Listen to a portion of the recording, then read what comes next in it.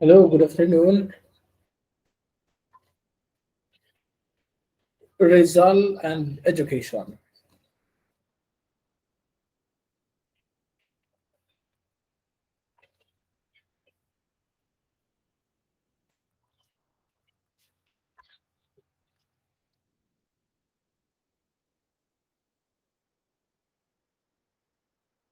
Questions now while reading or uh, while contemplating, reflecting on our topic, on the title of our topic.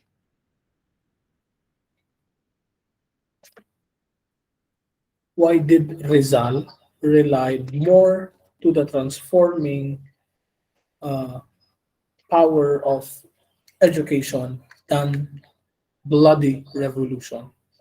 Ano kahang si Rizal? Sa una-una, it puzzles me, it disturbs me to think na even Rizal may pugong sa idea of a bloody revolution. Ngano kaha? There's another quote that I would read to you. Mingon siya. Bullet can kill the body, but the pen can kill the that can kill you to the infinity and beyond. So, matod pa niya, kisa may magsulti ani kay wabo mo. The bullet can kill the body, but the pen can kill you to the infinity and beyond. Kisa may nag-ingon ani. Nag-ingon ani, research niya. Para makaibaw mo. Record. Next question. Why is it that incompetent, corrupt, dictator, populist, fascist, or even tyrant officials are intimidated, even afraid with educated people? Nga naman this is the case kanunay.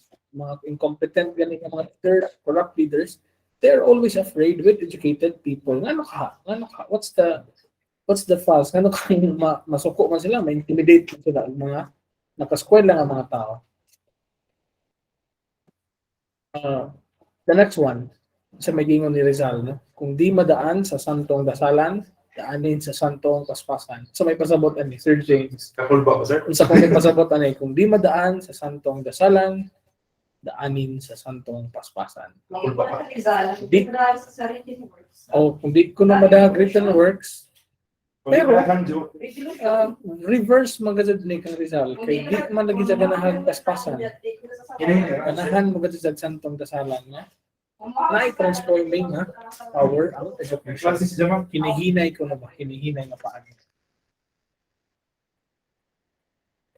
Unsa man kay buot pasabot ani nga classic nga Tagalog na saying. Unsa kay implications ani in the light of our subject, our kanang topic, no? Kinabuhi o pang works ni Rizal. Unsa man kay implications ani? What does this mean in relation with kanang values ni Rizal? Unsa man kaha? Is still applicable pa ba ni karon? Relevant pa ba ni karon nga panahon, no? Here karon sa atong setting.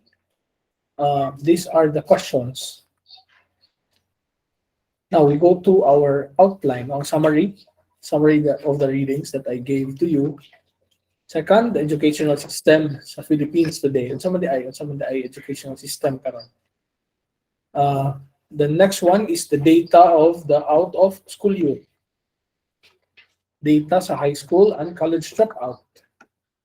And then we examine the drastic consequences of uneducated population. Now, detailing mga expected nga implications. So, kayo mga implications sa amin. How can we help? The directions forward. So, may mga next step ano.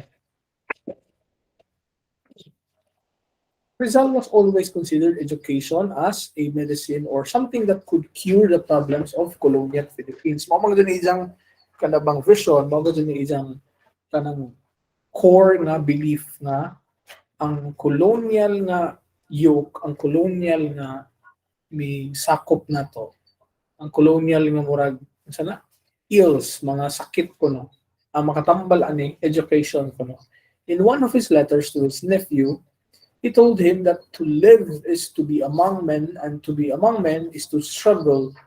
He concluded that on the battlefield, man has no better weapon than his intelligence. So grabe kaadyo kabaya si Rizal sa intelligence sa hunahuna sa education sa tao, to the point na naadjay mga pagduda, naadjay mga doubt sa kanang gi-organize nga revolution sa kalayaan sa mga Katipunero. He's leaving the UST to pursue his studies at the Madrid Central University, was in conformity with the ideas of Father Jose Burgos, one of the three martyred priests of 1872. Best friend sa ilang kuya nga si Pasiano. Moto ilang vision ba, moto ilang suggestion ni Rizal nga adto study sa Madrid kay para mas widen, mas integrated ang imong education. Father Burgos strongly advocated that Filipinos should study abroad because of overseas education was considered an essential step to achieving reform. Kay ngari lagi sa for example, at that time kung muskwela ka og UST, muskwela ka Ateneo, okay man ang ilang educational system, pero naagihap ko'y colonial yoke na pag-abot na mo diri, mga illiterate mo, mga hugawan mo, nang pag-abot na mo, kami ang naghatag og dignity ni Diyo. Pero that's not true, my God, no? We are very elegant nga mga pagkatao before pa ang Spanish miabot, before pa ang colonial nga kanang Spanish nga miabot. And this thinking he shared with his only brother Pasiano Rizal nga mao gayud naka-influence pag-adyo ni Rizal kay mao man ni naguna-una og uban ngadto sa mga revolutionary nga member sa Katipunan. What else? Rizal said that education of the Filipinos from birth until the grave is brutalizing, depressing, and anti-human. Kay ang ila laging tanaw, mga Indio, no, magguwang na sa unggoy, inanana ang ilang pagtanaw sa mga pre-Hispanic na Filipinos. Ang education, instead of transforming the lives, transforming the political and the social setting, and the economic setting sa usa ka lugar, brutalizing gihapon, depressing gihapon, anti-human gihapon nga klase sa education. The indolence of the Filipinos in 1890, which described the education of the masses under the Spanish regime, adto gipagawas ni Rizal, di ba, sa isang giingon dito nga, kung dili lagi bago ang system na ingon ana nga paagi, education in the idea of the Spanish colony, wa gihapon gamit ang education nga ilang tawag nga makatransform. During the same period, majority of the students have grasped nothing more than what the books say, not even what their professors understand of it. Murag kanang spoon feeding tanan. No, in other words, Filipinos were not allowed to think. Murabag ang knowledge sa professor or sa libro, maoray hatag, maoray gi-deposit nito sa mga utok sa students. Murag yun ana ang system. Students were subjected to the daily preaching that lowers human dignity, gradually or brutally killing their self-respect, that eternal, tenacious, persists effort to humble the native, to make him accept the yoke, and to reduce him to the level of an animal. Ang ilang education lagi, kay bias man kaadyo sa Christian kitahay ba nga education, nga naka-favor sa mga pari, at that time, mga praile. Ang ilang conclusion sa education, maunang mahimo kang literate, maunang makabasa ka, kaya aron, tuo ka Ginoo, muhatag kag buwis namo. Unsa dili ka magsukol-sukol, di ka magsupak-supak, ay gipadamay sa Ginoo. Maunang ka mao basa karon, maunang na-Islamization ang Philippines karon, tungod namo. So, that's a very biased, it's very unfair kind of system. It's very abusive, no? In the same piece, Rizal talked of the situation in detail. Gidetalye niya dito sa indolence, di ba? Kung gibasa ninyo. He said, since childhood, they have learned to act mechanically without knowing the purpose. Thanks to the exercise imposed upon them very early on in life, to pray for the all hours in an unknown language, di ba Latin man ang gamit, no? Of worshiping without understanding, of accepting beliefs without questioning or imposing upon themselves absurdities while the protests of reason are repressed. Murabag, since childhood, di ba, kung kinsay na nagtubo ninyo as Catholics or mga Christians, gianad na sige gluko, dili mangutana, They are not even kind of encouraged to read Bible, no? Later na pag-abot sa atong mga brothers and sisters nga mga Protestant, sila na ang nag-encourage na to nga mabasa og Bible. But the Spanish colony, samot na ang mga prelate, they did not encourage us to read the Bible. Kay kung basahon lagi ang Bible in the radical sense, it can counter the kind of attitude, mga abusive attitude sa mga prelate. So, even that framework, nagpabor nila, mga absurdities, even ang imong reason nga, musunod na data without questioning, musunod na data without thinking, no? It is being repressed, gipugnan ba? This condition, he continued, made the Filipinos accept the ideas that they belong to an inferior race, ubos. And this assertion has been repeated to the child and became engraved in his mind and finally seals and shapes all his future actions. Mura gi-condition ta nga mga Indio mo, mga bulok mo, mga kanang sana sa tuilang term before, murag mga unggoy, di ba? Unggoy. Yun ana ang ilang pagtawag sa mga Filipinos.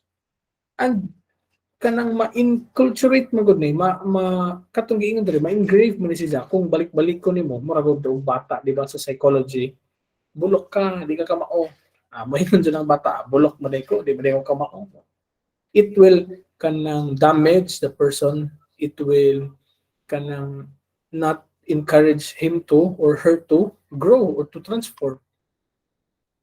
To ensure that his orientation retained in the child's mind, Rizal observed that the child who tries to be anything else is charged of being vain and presumptuous. Murabag, bisan karon existing man siya nga wrong kanang notion, moingon ang bata gani na gani kaugalingon di jang way, moingon ta magbuho gud mo injong kaugalingong daan or maghimo gud mo injong kaugalingon nga kalibutan. But we have to encourage them at a very young age to try to be kanang as creative, as innovative as they should, no? Nabisan pa sa Spanish kanang colony nga panahon, giingon nga nagani kay other way of thinking. Moingon na dun sila, vain, murabag sa may Bisaya aning vain. Murabag na kay addiction to yourself, murag mo na ba? Vain ka adyo ba? Or presumptuous kanang daghang mga gipang assume na daghang gipang presumpt, no? The curate ridicules him with cruel sarcasm. His relatives look upon him with fear, and strangers pity him greatly. Nga up to the point nga naagani kay new idea or wild idea. Kadaghanan sa imong relatives, kadaghanan sa imong community, di kasabot nimo, weird man na or di man na mao, dili man na mao sa norms, sa accepted norms sa society. Samot na sa Spanish colony nga panahon kay ang ila laging rule, ang ila laging masunod, ang ila ra pod nga way of kanang living. There was no chance to go forward. Just follow the faceless crowd was the order of the day. Yun ana ang ilang kanang paagi. It is through this scenario that we could better understand why Rizal was clamoring for a different education, a new idea of teaching the Filipino youth. Munang ngari ko nga context, makaingon ta nga grabe ang kanang pag-push ni Rizal for a new and a dynamic way of educating of a system sa education. Kaya kung ingon ato ang system, ingon ato ang framework of kanang a repetitive nga education, wala mura mo nag-memorize, no? The new idea of teaching the Filipino, mo gi-push ni Rizal up to the point nga bisag na anay plano nga nindot. He opposed the revolution, the bloody revolution of Andres Bonifacio. Rizal believed that even modest education, no matter how rudimentary it might be, if it is the right education for the people, the result would be enough to awaken their minds of perfection and progress, and eventually change would follow. Pero, bisan kaninga point, arang ka ideal ka adyo si Rizal. Kay tingali, he wrote this before he kanang was deported to Dapitan. Kay pag abot niya sa Dapitan, dito man dyan siya apply ang iyang mga ideas. No? Nagtukod og eskwelahan, nakiguban sa community, nagtukod og clinic, nangasawa, nanganak, nakiguban sa community. But I could tolerate that. Kay kung ingato lagi ang imong setting, my God, you kanang mangandoy jud ka og different world, mangandoy ka jud ka og different system. This is the situation how education was acquired during that period. Rizal's idea of education was therefore the most enlightened. No? Kung sa European nga perspective, magkaingon sila nga enlightened. Pero kung ang colonial na perspective, ang mga naa diri sa Philippines at that time, mga Spanish nga pare or ang kanang sila local government, moingon jud nga subversive, moingon jud nga delikado ang perception ni Rizal, delikado ang iyang pangunahuna. His concept of education was felt as early as when he was only 16 years old. My God, no? Very young age, he was able to kanang conclude nga we need a new and dynamic educational system. Very young age, huh? In one of his poems, education gives luster to the motherland.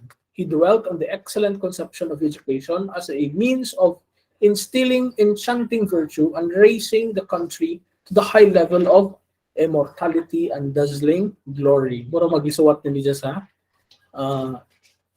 sa aking mga kababata. Sakto ba te? Sa aking mga kababata. O, di ba? Parang ka-ideal ka adyo. Pero, ay mga historian nga nag-ingon, nga dili kuno si Rizal ang nagsuwat ato. So, let the historians do their job. Bala sila. Rizal's dream of an education for the youth has been embodied in his conception of a modern school or kolehiyo moderno. Ay diyang gibuhat sa Dapitan. A working practical liberal education and a system of instruction for the youth of the land was envisioned. This school was actually planned to be established in Hong Kong, di ba? Arang ka-ideal ka dyan, but found reality in Dapitan during his 4-year exile in Mindanao. In Talisay, a few kilometers away from the town of Dapitan, now called Rizal Shrine, Rizal operated a school following the modern conception he envisioned for his country. It was a school 50 years ahead of its time. Murabag nag-una kaadyo, murabag advanced, super advanced, no?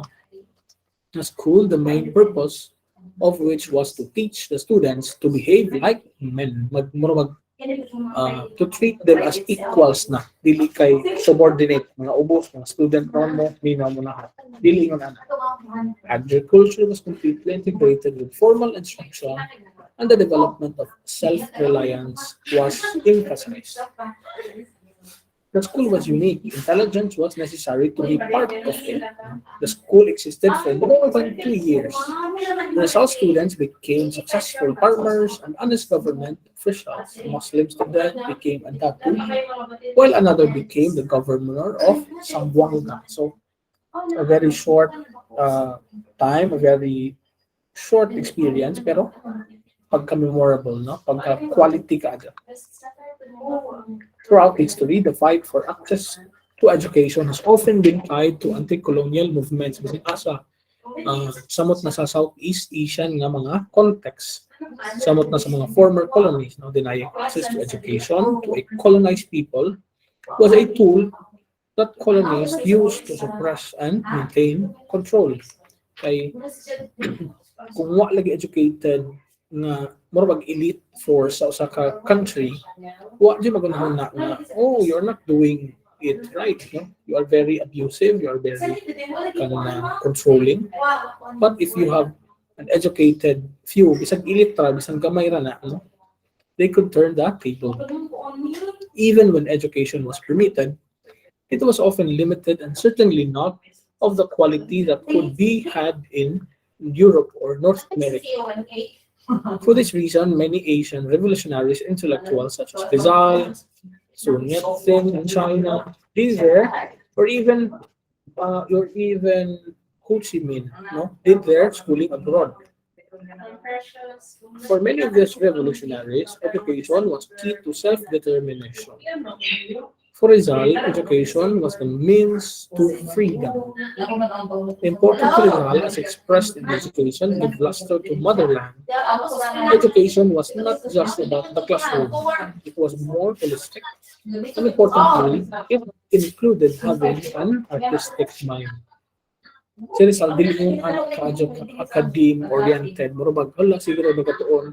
Pero ang isang artistic skills, ang isang artistic mind, ang isang artistic side, na gihapon, napabilin gihapon. It merits, it merits emphasizes that Rizal had a special place in his heart for the Philippine youth. Indeed, when he wrote Education Give Luster to Motherland, Rizal was just 15 years old.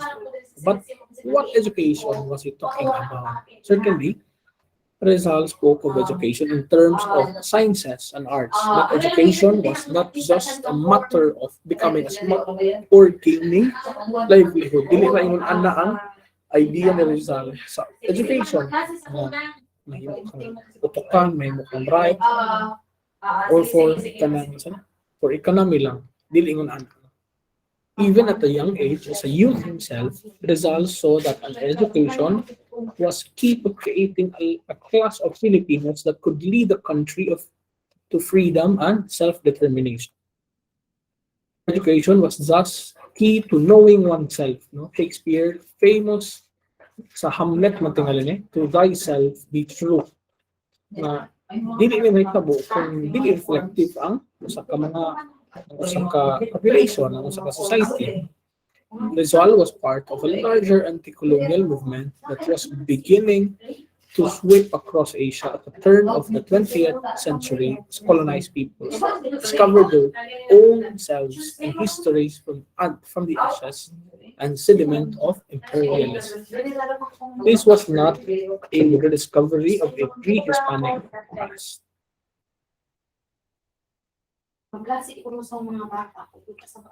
Rizal felt that there was much that could be learned from Spanish, the Western education more generally, but also that it must be adopted and adapted by Filipinos. Around the same time, Chinese and Japanese intellectuals were coining phrases such as borrowing Western tricks to China from the Westerners, reflecting the idea of taking Western learner and applying it to Asian struggles.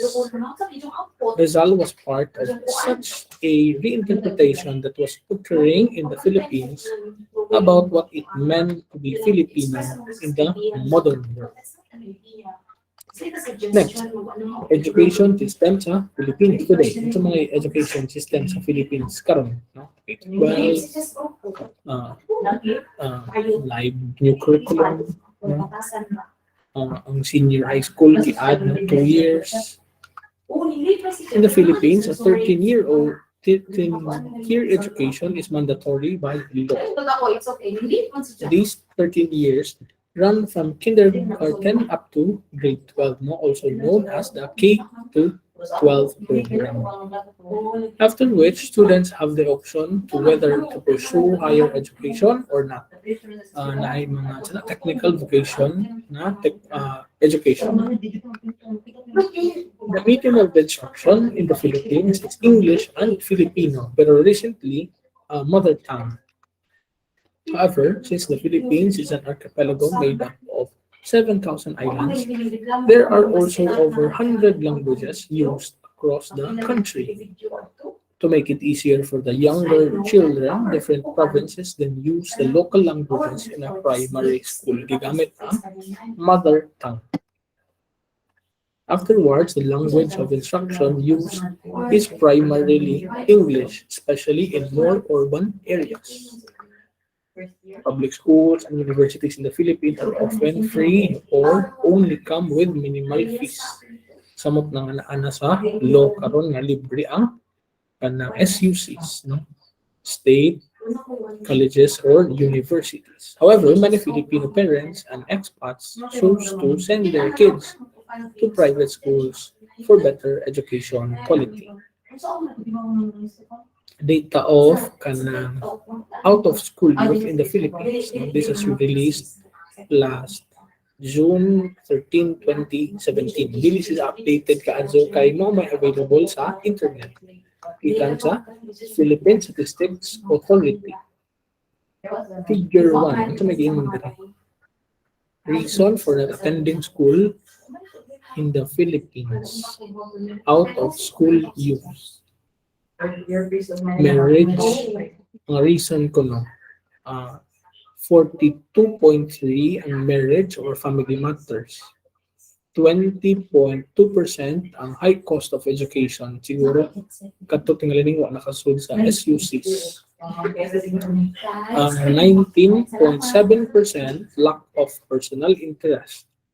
Ang 7% kay employment or looking for work. Ang 6.8 kay illness or disability. And then, ang 0.9, accessibility of school. Ang 0.7, kay finished schooling. Ang 0.5, problem with school record. And then, ang 4, too young to go to school. Next one, data sa high school and college dropout. This was released last April 10, 2017. Gikan sa Philippine Institute for Development Studies. Sa ganyan dire, about 50% belong to families in the bottom 20% of the income ladder. So, 420,000 age 6 to 11 nasa primary o 606,000 age 12 to 15 nasa secondary school. Kini gibahin po ni sa gender. Out of school youth children profile in 2008 and 2014 by sex and by per capita income. Ang color blue, poorest quarter. Ang maroon sa lower. Ang green sa upper. O ang orange sa richest. Murabag above average. The disparity is clear. The Philippine Institute for Development Studies shows that about half of school dropouts in the Philippines belong to the lowest 20 percentile in income. These families comprise only a fourth of the Philippine society, yet their children make up half of school leavers. Poor children comprising the majority out of school children, however, more than highlights the dramatic impact of poverty on their basic education. The sad plight of poor children also marked the great inequality in the Philippine schools. Matod pa sa experts sa Finnish education, he pointed out that the biggest problem in Thailand's basic education are inequality and lack of competent teachers. These problems obviously apply likewise to the Philippines. Sadly, instead instead of addressing these problems, the Philippine government simply made the system much more inequitable with its new K-12 curriculum. Most dropouts lack interest. Poverty restricts one's view of the future. Poor children have less opportunities. They have less time and resources to rediscover their passion and interest. Now, their parents are regularly worried regarding basic needs, shelter, and food. And most importantly, poor children go to schools different from schools attended by children of the elite and education policy makers. In the schools attended by the poor, the curriculum is too narrow, one that no longer includes the arts, music, recess, and sports, but only focuses on math, reading, and social studies. This does not specifically cater to the needs of poor children. What is clearly more reliable than the absolute numbers in the demographic data of the school dropouts, since this is not dependent on counting dropouts correctly. pareha ning bata diri murag nag-ilugay ang educational system sa elite o sa kanang regular nga education. And representative slice of school levels can already yield this information. In these terms, the following requires attention. Disabilities or illness has now become a major reason behind leaving school.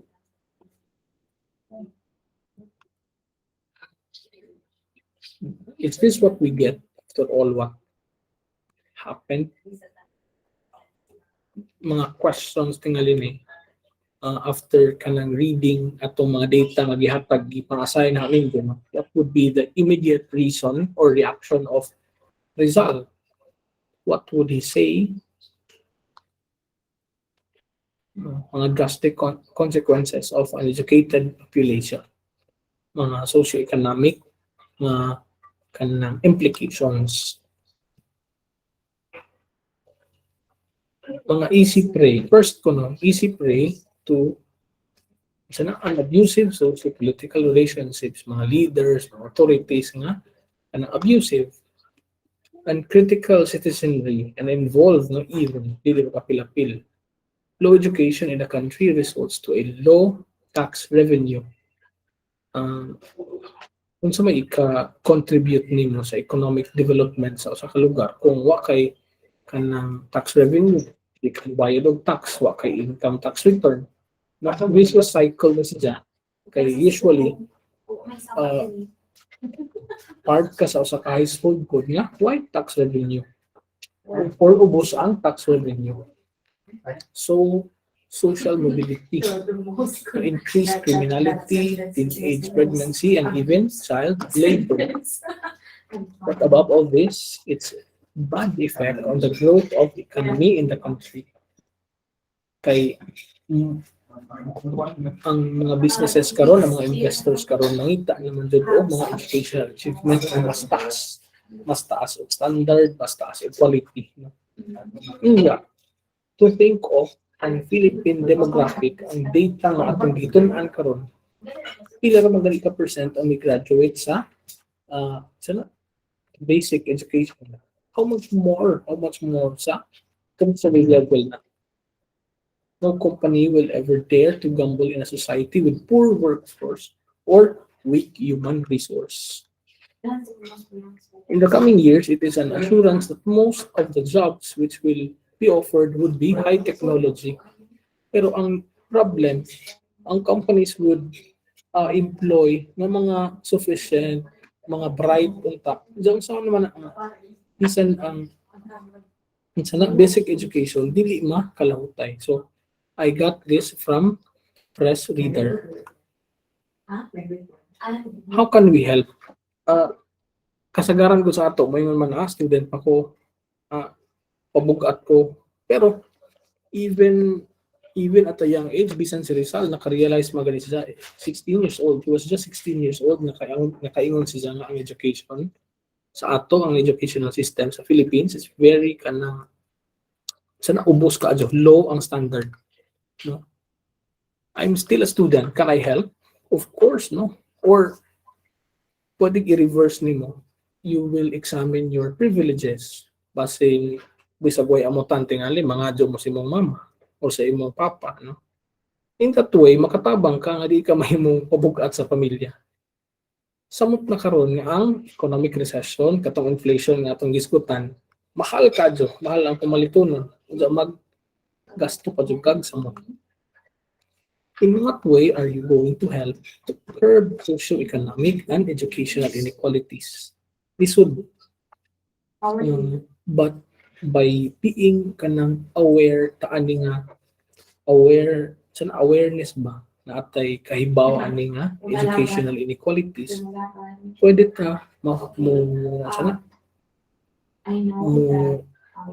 engage pud sa uban, pwede na to mahimo nga advocacy na ipahibaw na to sa uban nga ang atong educational system kay inequality daghan nga dili equal.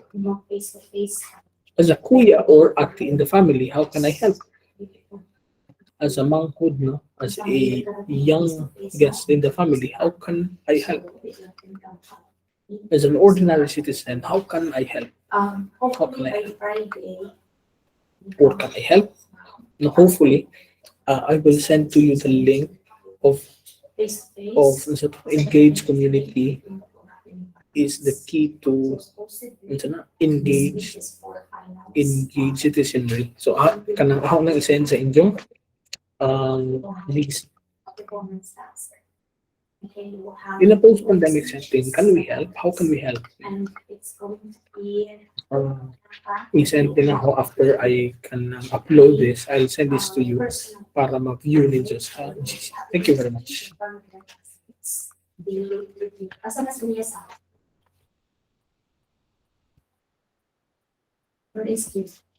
So tell him if